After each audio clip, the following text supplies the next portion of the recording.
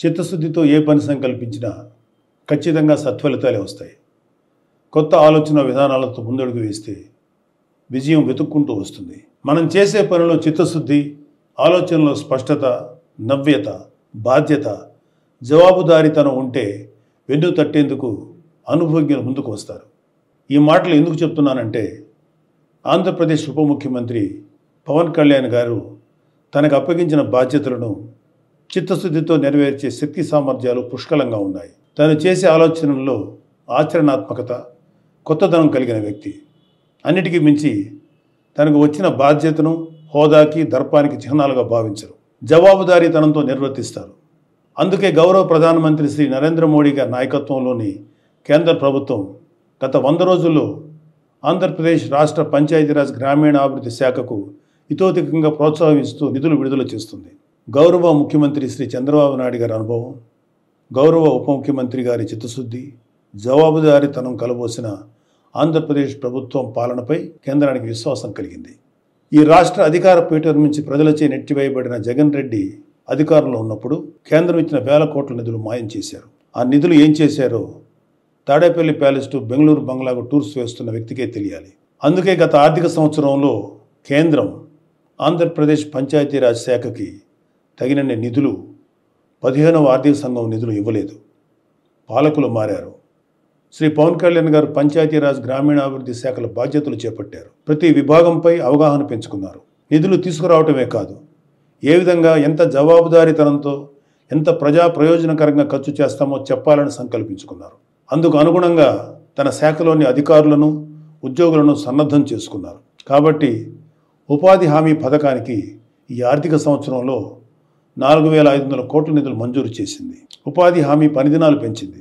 ఈ నిధులతో 66,20,000 మందికి ఉపాధి లభిస్తుంది. ఈ పనుల వల్ల 42 లక్షల పేద కుటుంబాలకు పని లభిస్తుంది. 4,500 కోట్ల విలువైన ప్రజల అవసరాలు తీర్చగలిగే పనులు చేసుకోగలం.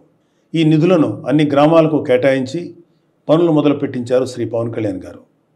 ఆ పనులు కూడా ఎక్కడో ఆఫీస్ గదులు కూర్చొని నిర్ణయించడం కాదు, ప్రజలే తమ గ్రామానికి ఏ పనులు చేయించుకోవాలో నిర్ణయించుకోవాలి.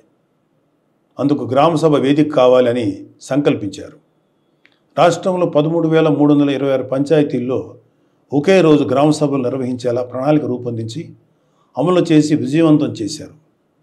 గ్రామసభ ద్వారా తీసుకున్న నిర్ణయాలకు ఒక పవిత్రత వస్తుంది. ఆ నిర్ణయానికి తిరుగుండదు.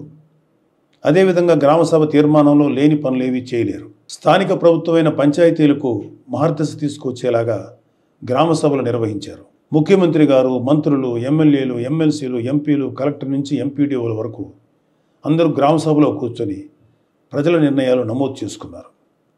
యావత్ దేశం ఈ గ్రామసభలను పరిశీలించి ఒక మోడల్గా తీసుకుంది. కేంద్ర పంచాయతీరాజ్ గ్రామీణాభివృద్ధి శాఖ ఆ రోజునే సానుకూలంగా స్పందించింది. ఈ స్ఫూర్తితో అక్టోబర్ 2వ తేదీన దేశమంతా గ్రామసభలు చేపట్టాలనే ఆలోచనలో కేంద్ర ప్రభుత్వం ఉంది. ఆంధ్రప్రదేశ్లో నిర్వహించిన గ్రామసభలు ప్రపంచ రికార్డు సృష్టించాయి. రికార్డు పత్రాన్ని వరల్డ్ రికార్డ్స్ యూనియన్ ప్రతినిధి నుంచి ఇటీవలే శ్రీ పవన్ కళ్యాణ్ గారు స్వీకరించారు. ఉపాధి హామీ నిధులే కాదు, 15వ ఆర్థిక సంఘం నుంచి కూడా నిధులు సాధించారు. వెళ్ళిపోయిన వైసీపీ వాళ్ళ మీద నమ్మకం లేక కేంద్రం నిధులు ఇవ్వలేదు. పవన్ కళ్యాణ్ గారు కేంద్రంతో మాట్లాడి 1987 కోట్ల రూపాయల నిధులని కొద్ది రోజుల కిందటే మంజూరు చేయించారు.